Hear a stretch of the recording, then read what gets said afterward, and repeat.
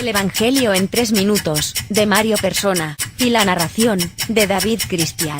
Al curar a un hombre en el día de reposo, Jesús despierta la ira de los judíos religiosos. La ley dada por Dios a Moisés ordenaba que ningún trabajo se haría en ese día, y los infractores debían ser apedreados. Estos judíos que ahora quieren matar a Jesús, no se dan cuenta dos cosas.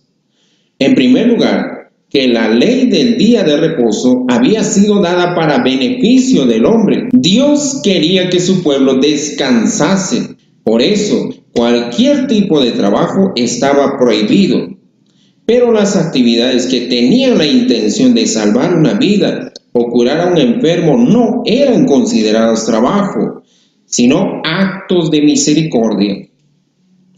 En una ocasión Jesús utiliza el ejemplo de la oveja, que cualquier judío estaba dispuesto a ayudar si caía en una zanja en el día de reposo.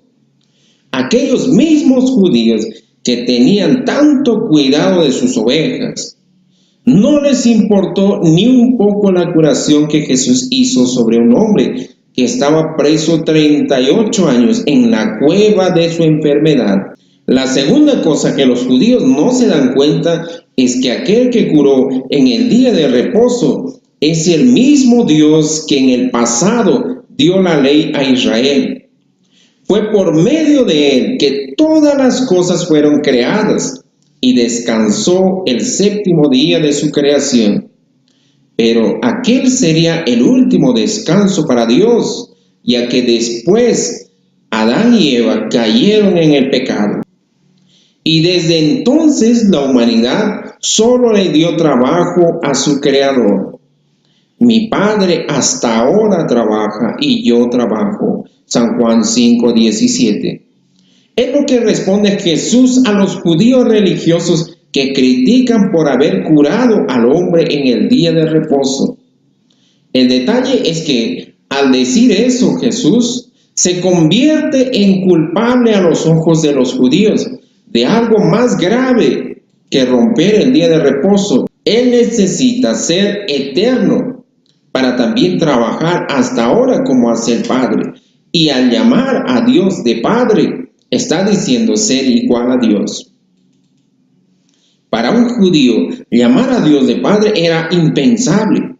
En el Antiguo Testamento hay una docena de pasajes que llaman a Dios de Padre de los seres humanos, pero ninguno de ellos en el sentido de parentesco, sino en el sentido de creador o quien cuida de su creación.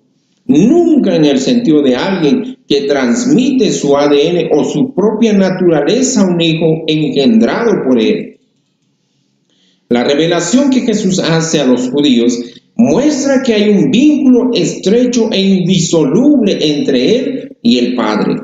Y por esto los judíos aún más querían matarle, porque no solo quebrantaba el día de reposo, sino que también decía que Dios era su propio Padre, haciéndose igual a Dios.